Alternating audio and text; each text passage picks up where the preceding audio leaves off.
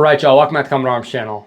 Okay, so today we're going to be talking about CQB, or Close Quarter Battle, or you might hear CQC, Room Clearing, Battle Drill 6. There's a bunch of different names for it, but basically we're going to be talking about going inside of an enclosure and clearing that out, and specifically the gear that I have found that's best suited for that sort of scenario or that sort of mission set. Now, if you are new to the channel, I'll sort of explain my experience with CQB. Now, it's always something cool. I mean, you have video games and movies where you'll see people going through houses and clearing it out and whatnot, and it looks really cool. So it was always something that seemed awesome for me, but I got to get some experience when I was actually in the Marine Corps doing CQB. So in the Marine Corps, you have a specific MOS designated for CQB team member, and that is 8154. Now, in order to be that, you need to be an 0311, which is an infantry rifleman, or just an 03, you need to be infantry. From there, you can go to certain teams. Specifically with me, it was a recapture tactics team, which is basically like a nuclear security response kind of team. And then you have to go through a selection process. From there, if you get through that, you go through CQB school, which is 7 weeks. So that consists of about 3 weeks of marksmanship training with the rifle and pistol, sort of transitioning, low lights, no light scenarios, everything 50 yards and in, and very, very fast paced. From there, you have about 4 weeks of tactics, and then that culminates in tactical evaluations and also a final exercise. And then from there, you can go through the orientation for the recapture tactics team. And if you make it through that, then you can get on the team. So that is what I was in when I was in the Marine Corps for a little bit. And then I ended up going to the rest of the, the Fleet Marine Force. So CQB has always been something that's been a passion of mine. And I just got really lucky to be one of the few to actually go through the Marine Corps CQB school. And of course, transitioning to the Army, being infantry, and then also just in my job now, I can still utilize those skills to train up those soldiers just so they're proficient. Because obviously with something as nuanced and also deadly as CQB, it's nice to have a good understanding and good confidence in what you're doing inside of the building, because yeah, going into that sort of scenario is going to be very daunting. So having the right knowledge is good, and having the right equipment is even better. So that's kind of what we're going to be talking about today, kind of what I've been able to ascertain works really well in that sort of environment. You can kind of brainstorm and use common sense for a lot of this, to be honest, but I'll just give my sort of nuanced opinions on certain pieces of gear, or why I think some weapons or some pieces of gear are more suited for this environment as opposed to normal infantry or other sort of operations. But of course, with anything, it's nicer and a little more reassuring to have the right gear for the job. So what we'll kind of do is kind of go from inside to out, I guess. So we'll start at the base layer and then talk about the different layers that we're adding on here. So definitely something I'd recommend is a combat top. One, for just the range of motion, like it's really comfortable to wear this. Like you're not having any annoying seams. It's very comfortable to have this as well, especially when you're working with body armor. It's nice and thin. It doesn't retain so much heat, and it's not going to create a lot of hot spots having like pockets and just threading all over the place. So it works really well with body armor. It has a good range of motion. Now, this specifically is Crye G4 combat top and bottom. You don't necessarily need to get something that's that expensive, but you can get something that just works better. Having like a BDU top with the pockets and whatnot isn't going to be as nice as getting like a $30, $40, $50 combat top. I'll just say that much right now. And then also with the combat bottoms. So again, these are just Crye G4s. Again, really good sort of range of motion. Like you can pretty much do whatever you want to do. You can squat really low if you want to. So these are awesome. They're durable and they're going to be comfortable. And again, these will retain a little bit more heat because these are like the flame retardant versions. But again, it's got a lot of awesome storage options, huge, cargo pockets, which I'll admit I don't use these too much, but having that option is nice, especially when you have like little loops. If you want to attach something to your pants, you can do that. And of course, the built-in knee pads are awesome. Now, I wish, and this is something I would recommend, is get something where, particularly with like the Crye G3s, where you could actually still get the cloth pattern or the cloth material to go over the knee pad, because I mean, it might look cool to have the knee pad out like this, but it's not cool whenever you start moving too much and the knee pad actually pops out. But knee pads are great, especially built-in knee pads, especially with the cries. You can sort of adjust the rise, because whenever you need to take a knee, you can do that, and you know that the knee pad is always going to be there, as opposed to the knee pads where you have like the straps, because those will almost always just end up down here or something. So I definitely recommend built-in knee pads, especially for a CQB environment where, you know, you're gonna be working with pavement and stuff a lot. So it's nice to be able to take a knee and be comfortable taking a knee, as opposed to, you know, slowly getting down because you know you're about to slam your knee into the pavement. So it's nice to be able to just quickly drop down onto that knee pad. It's totally comfortable. And yeah, it is just preferred to be able to get that material over it so you're not losing your knee pad, because that's not going to be fun. Now footwear, these are Merrells. I mean, you'll see a lot of people with Merrells. You'll see people with Solomons. Those are generally just durable shoes, and they're nice for those sort of environments, especially with the soles on these, because you can be stepping around on a bunch of really crappy terrain and you're not going to feel it so much. But yeah, these are good. Honestly, you just need something. I would recommend something that's light and sort of maneuverable as well, because if you have like a boot that sort of goes all the way up here, you're not gonna be able to do like small movements like this as much. It's gonna be very restrictive. And when you're doing like CQB and you're trying to like get around corners, it's nice to have a little more freedom of movement there. And it's nice to be able to just sort of walk a little bit easier, as opposed to like these boots where you're kind of just like clobbering and whatnot. So just get some nice shoes. Honestly, you could be pretty successful with sneakers if you want to be. Now, if you're going to be using something like flashbangs, I would recommend something that's flame retardant, just so it's not potentially catching fire, and also having some good footwear, especially if you're going to be doing fast roping or anything like a little bit more dynamic than that. You're going to want some durable footwear, because if you try and fast rope or something with sneakers, then yeah, it's not going to be a good time. But generally speaking, this is going to be good. I would just go with comfort and maneuverability, but also durability, so it's not kind of being detrimental to what you're doing. Because I will say, having flame retardant stuff is a nice bonus. It's not necessarily needed, but when we were using flashbangs, there was one point where I was the one man about to go into the room, two man threw a flashbang, and it bounced off the door jamb and landed right in between my legs, and I kind of just soaked it up, because that's what you have to do at that point. And it went off. It wasn't too hot. My clothes didn't catch fire because it was a flight suit, a flame retardant flight suit. So we were all good. But yeah, it can get kind of sketchy if you're going to be working with stuff like that with, like, you know, potentially jeans or something. Now moving on from there, we're going to be talking about the belt. So right now I have my inner belt, which is basically just Velcro. I don't know what you say, female end Velcro. And then we have the belt itself. So yeah, you can see this is my belt setup. There are a lot of options out there. I would recommend something that's not particularly too thick. There are a lot of like padded outer belts, but what those do is really restrict movement on the hips, and it can get really uncomfortable if you're doing certain things and you're really pushing against all that padding and whatnot. It's good for some applications, but for me personally, I notice my hips get really tired when I'm doing anything with those. So having something like this that's rigid and, you know, generally not too thick, it's nice. It has the MOLLE webbing, so I can attach things directly to it. And then I also have the inner belt, so I can just leave this on constantly. My pants aren't falling down. And then when I need to, I can just take this belt and throw it on. So the Velcro keeps it in place, and I mean, you can adjust it so it's generally going to be the right size. Sometimes I'll have like a hoodie and it'll go over my inner belt, but since I sized it correctly, I can still put it over my hoodie and there's no issue with that, like a hoodie or a jacket or what have you.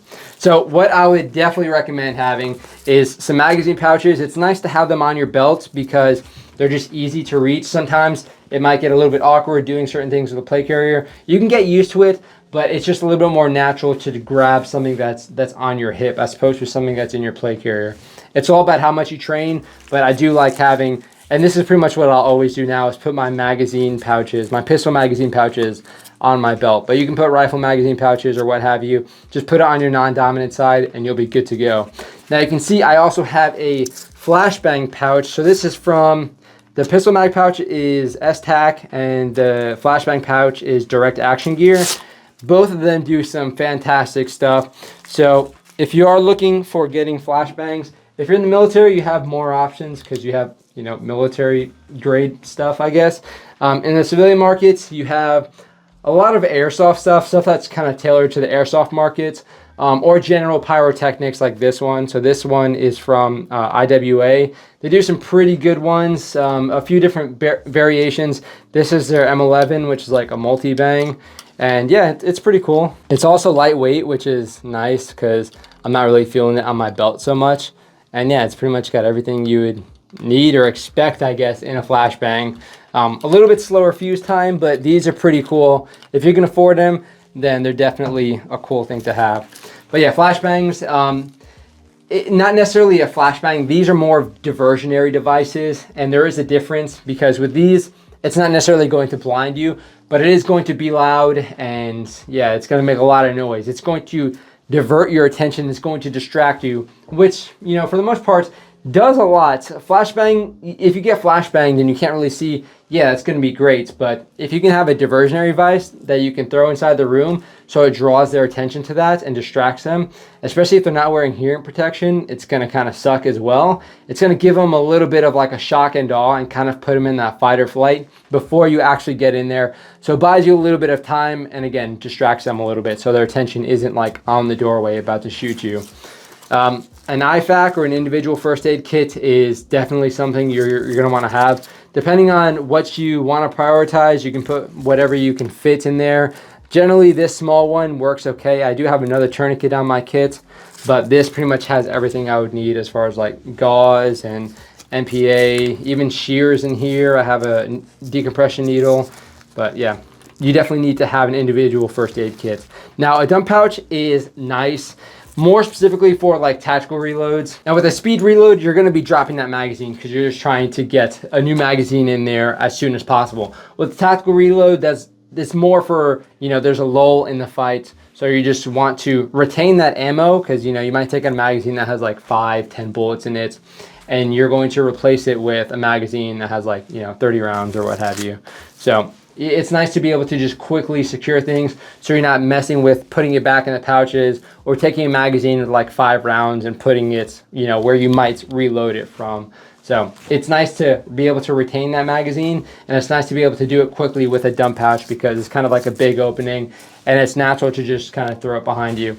It's also good for just storing other stuff. Like if you don't have a flashbang pouch, I've seen people put flashbangs in here. Whatever you want, you can chuck it in here. It's kind of just like an extra little storage supply. Now, a knife is something I would recommend with infantry in general, just because the utility of it is nice. You're going to be using a knife a lot.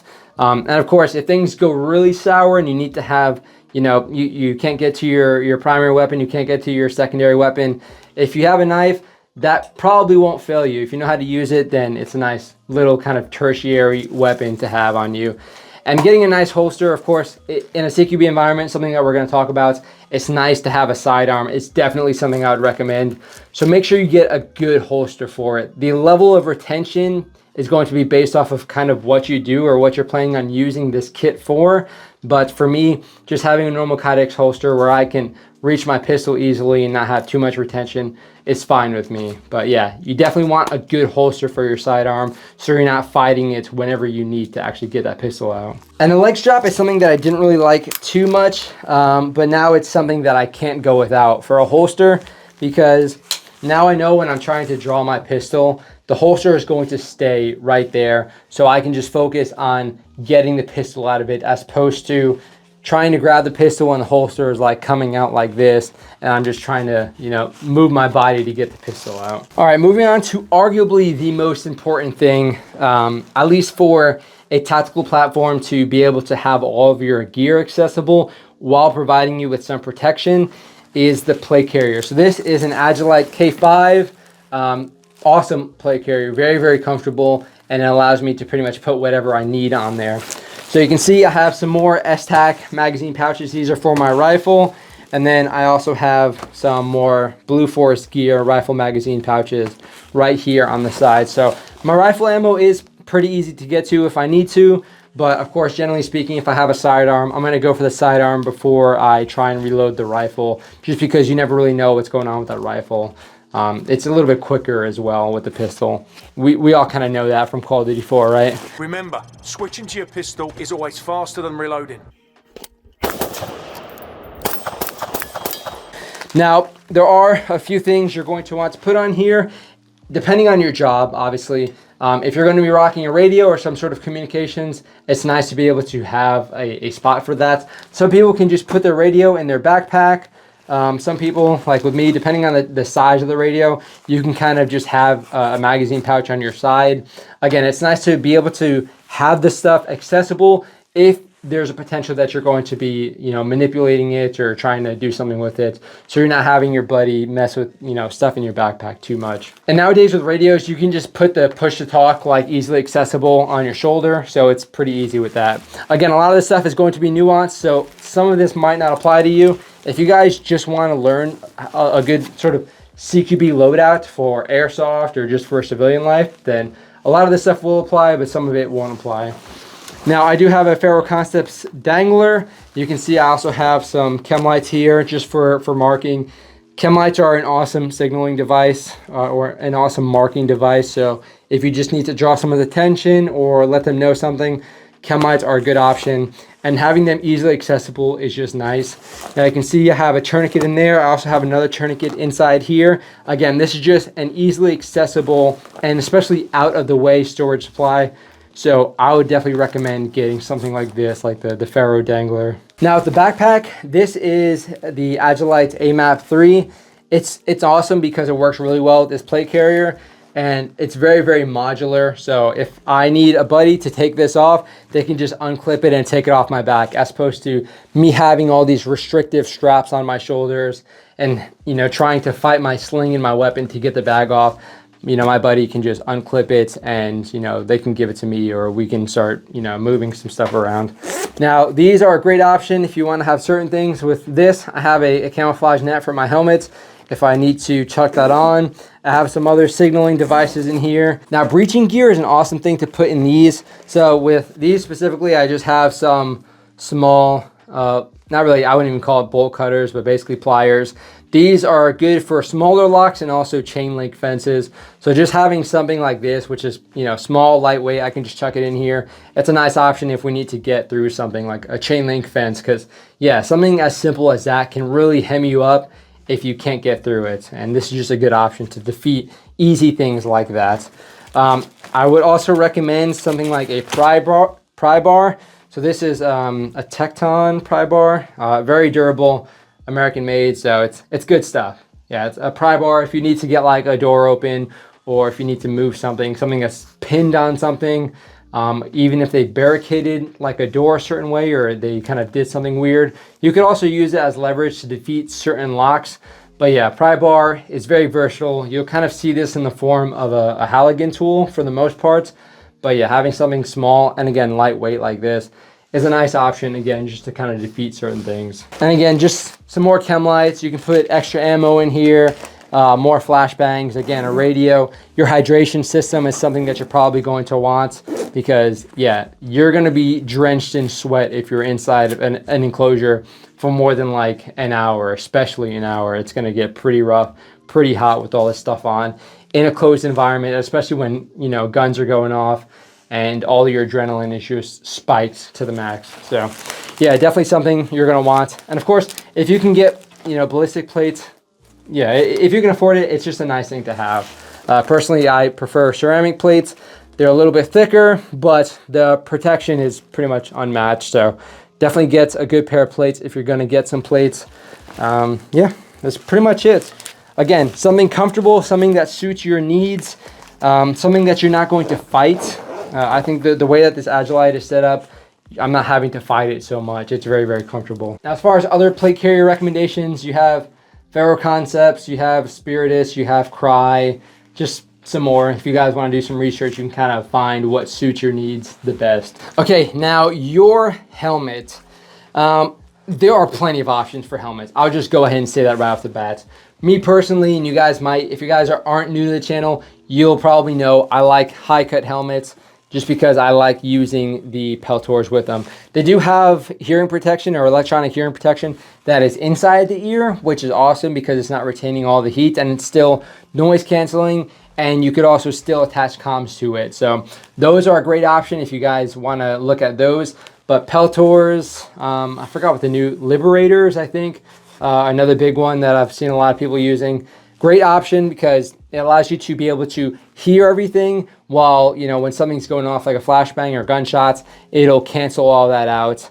And obviously you're not going to be losing your hearing, which is really nice. And of course, a lot of these are set up for communication. So if you have a radio, you can hook it up with these and you can basically communicate with your team through these as well. So I would definitely recommend the high kit helmets. If you have like the armor that's covering the ears, it's going to make you using Peltors very uncomfortable and just really annoying. And that extra protection, it's nice, but generally speaking, it's not going to protect you with that much, especially in a CQB environment. These helmets in general are usually only rated for pistol calibers. So as far as taking like a rifle round to the helmets, it's not going to help you too much. Pistol, it will defeat. Fragmentation, it'll probably defeat. So it is nice. I would definitely recommend a ballistic helmet, but with certain units, especially maritime units, they'll have, you know, like a bump helmet sometimes, which is basically just like a polymer sort of composite helmet to be able to attach everything to, but not necessarily have the ballistic capability. Now you can see here, I have a Wilcox G24 mount with some night vision. So this is just TNVC PVS 14s, and night vision is awesome. It's just cool in general, but it gives you more options to hit a house. So you're not, if you don't want to necessarily go dynamic, you can sort of use night vision to go around. You can use your IR lights, you can use IR lasers, you can use the IR function on your red dot sights. So you're not casting lights all over the place, or you're not, you know, giving away your position with white lights. It just allows you a little bit more flexibility in certain operations or how you want to handle certain operations. But if you are going to be rocking night vision, I would definitely recommend the counterweight, because you're going to be putting your helmet on and it's just going to be doing like that because all the weight is on the front. And your neck will definitely appreciate it as well, so you're not just like getting like the gamer posture or something where your neck is just getting pulled forward constantly. So yeah, this is just a good option. Team Wendy helmets. There's a lot of cool helmets out there. You have M-Tech, you have OpsCore, Team Wendy. Yeah, plenty of stuff. Cry if you want to use that. Yeah, a lot of options out there. It just depends on, again, what you need and what you're going to be using it for, and what you're going to be mounting to it as well. If you're not going to be rocking night vision or electronic hearing protection, you're not necessarily going to need something that's this modular. Now, gloves, I would definitely recommend. Nothing too crazy.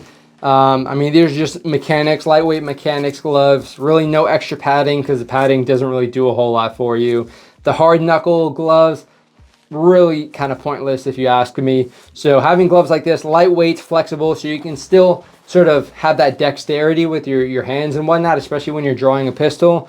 It's nice to have something like this. Even like the old Nomex flight gloves, those worked okay, not gonna lie. I didn't really hate them that much.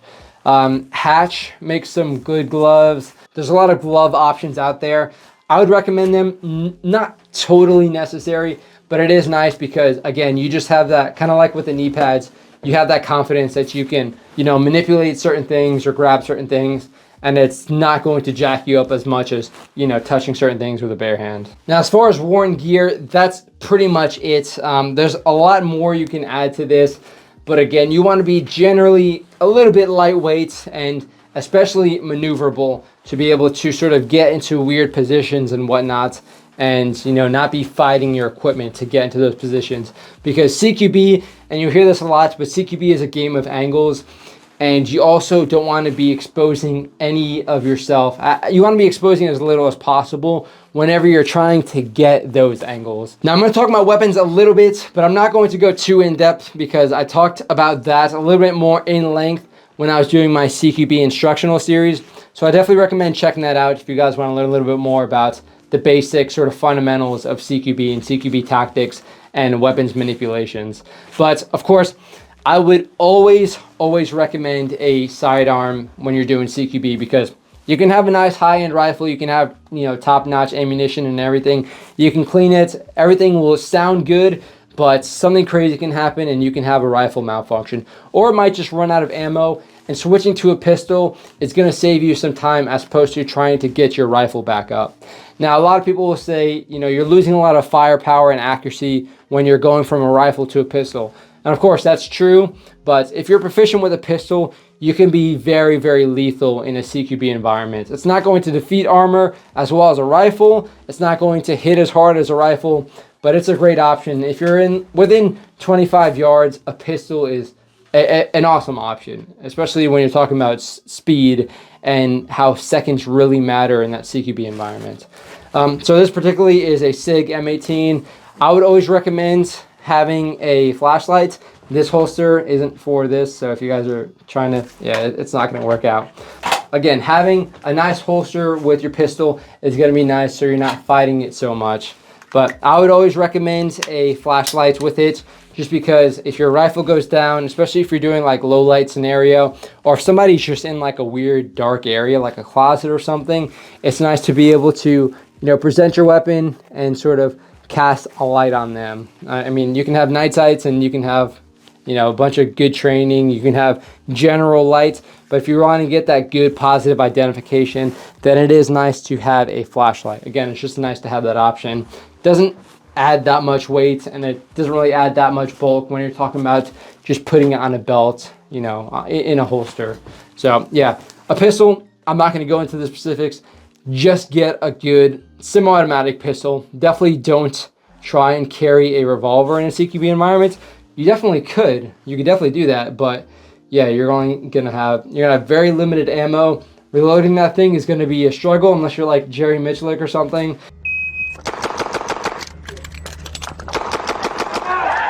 Yeah, just get something that's generally reliable, semi-automatic preferred. Weight is going to be on you. Personally, I like steel frames. I like a little bit heavier pistols like Berettas specifically, but the SIG M18, it's got a polymer frame and a steel slide. It's a good option. If you want to put a red dot sight on it, it only helps with certain things as far as accuracy.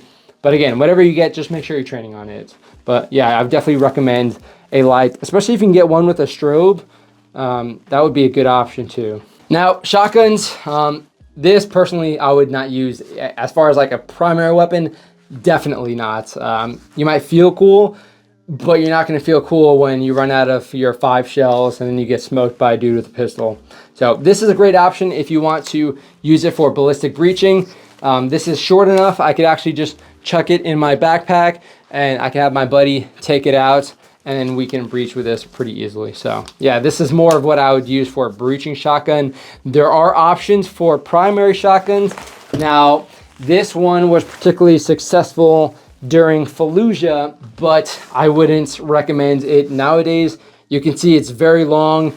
It's gonna be pretty hard to get this thing around corners, especially when you're trying to do it quickly. You can try and tuck it over your shoulder, but yeah, I don't want to be shooting a shotgun like this. So yeah, this is nice if you want to turn it into a short barreled shotgun. That would be nice. It'd be a little more maneuverable. It'd be nice in certain scenarios, but again, you're very limited on penetration for one if they have body armor, but also the amount of ammunition and also accuracy. If you're trying to go for like hostage rescue sort of scenarios, you're not going to be wanting to shoot buckshot past your hostage's head or something like that. So yeah, it's a great shotgun, definitely has its utility, but for CQB, not something I would particularly recommend unless you're doing like home defense and you're just going to be sort of stalking or chilling at the end of a hallway waiting for the intruder to pop up. I wouldn't recommend it too much with CQB, to be honest, but it's a very cool shotgun. You guys already know I love the shotgun. Now, sub guns are a fantastic option for CQB. P90, just a very, very solid option. Again, with something like this, it's ambidextrous. You can maneuver it around very, very easily. It's lightweight. You can shoot this thing with one hand and you'll be fine. You know, you can switch shoulders if you want to do that. I don't tend to do that too much these days, but yeah, it's a great weapon system for CQB, especially with the round that it uses, the 5.7 round. It penetrates really well. It's lightweight. I mean, you can have a 50 round magazine and it'll pretty much weigh as much as a 30 round 5.56 magazine. So it is an awesome weapon for CQB. And again, based off of what you're doing, you can have whatever you want to add on it. So this one, I have a Surefire flashlight. I would definitely recommend a flashlight on anything. Again, having night vision is nice, but white lights will also give you a lot of options if you're trying to do some shock and awe, or you know, you're just trying to be able to see and you're not trying to use nods or night vision. So yeah, have some rails, you can have some lasers, definitely get some flashlights, have a red dot sight for sure. If you can get one that works with night vision, even better if you have night vision. So Yeah, submachine gun is a good option. MP5, another fantastic option. Pistol caliber carbines are cool, you know, lightweights, low recoil, but of course you can also just get a shorter rifle, which works fantastic in a CQB environment. So this is basically my primary sort of CQB rifle. So this is a Patriot Ordnance factory rifle. Pretty solid, a little bit more expensive, but just great rifle because it's piston operated, so it's reliable. It's got the option, so if I have a suppressor, I can sort of regulate the gases differently. It's very ambidextrous, the controls are great, and the build quality is just solid. So you can see here, I have a collapsible sort of PDW style stock, so I can make it extra small if I want to transport it in a vehicle or what have you, and I can just extend it too easy. EOTech is definitely what I swear by. It's kind of like what I think is the gold standard for a CQB optic. There are a lot of options out there. I personally wouldn't recommend the Vortex UH1 because the battery just drains a lot. The reticle wasn't as crisp. It's very big, kind of bulky, and the night vision setting doesn't work nearly as well as the EOTech. So yeah, if you're gonna be basically spending the same amount for the EOTech, definitely go for the EOTech, in my opinion. Yeah, it's a great option. Some people might not like how bulky it is or how much sort of space it takes away from your field of view, but I'm very used to it, so I kind of, you know, it's a give and take with a lot of things, but the EOTech is a great option, definitely proven. You can see I also have another flashlight on here, so another Surefire. This one particularly has a pressure pad, so as opposed to touching the back of the light, I can just use a pressure pad, so I can basically keep my normal grip and I can just use that pressure pad to actuate the flashlight. Backup iron sights are an awesome thing to have. So these are just some Magpul steel sights. You know, if your optic does break or what have you, it's just nice to have that option. I mean, CQB, you could just get really proficient with just point shooting, which is basically just pointing your muzzle in a direction and kind of just firing. You can be pretty successful, but again, if you want some of that accuracy, it might be worth it to have iron sights. Spend a little bit more time and get that accuracy. It's probably going to pay off in a lot of different scenarios. Again, getting a nice sling is also going to be very helpful. So this is a Faro Concepts Slingster. Really awesome sling. I really can't say anything bad about it. And I have some Blue Force gear attachments, Magpul angled grip. Yeah, it's a very compact weapon. 5.56, so it's got some good firepower, not a whole lot of recoil, and yeah, great option. So that's pretty much it. Again, CQB is very nuanced. You're not going to need a lot of this for certain applications. With other applications, you're probably going to need a little bit more. So this is just kind of what I think is a very good platform to build off of. A little bit further than, I guess, just a platform, but yeah, this is what I think works well. If you have the budget to get some nicer gear, you know, that's awesome. I would definitely recommend trying to save a little bit for quality gear, just so it's not falling apart, and again, just so it's functioning reliably, functioning the same every single time you're trying to use it, and of course not failing when you need it the most, especially in CQB when seconds really do matter. But yeah, definitely let me know what you guys think. You guys have a lot of experience as well. A lot of y'all a lot more experience than myself. So I would love to hear what you guys think. Definitely throw it down below. There's always some really solid suggestions when I do these sort of instructional videos. But yeah, cool topic. Definitely something that I'm passionate about. If you guys have any other sort of CQB related video ideas you want me to do, then definitely recommend them down below and I'll try and facilitate them. But yeah, just to kind of give you some pointers. Hopefully it helped. Another thing, eye protection. Definitely wear eye protection. It's just, if it fogs up, you can take it off, it's fine. But if it's not fogging up and something crazy gets thrown into your eye, especially when you're throwing flashbangs, not going to be a good time. You're not going to last very long. But yeah, that's pretty much it. Hopefully you guys enjoyed the video. But that is it for this one. I'll see y'all in the next one.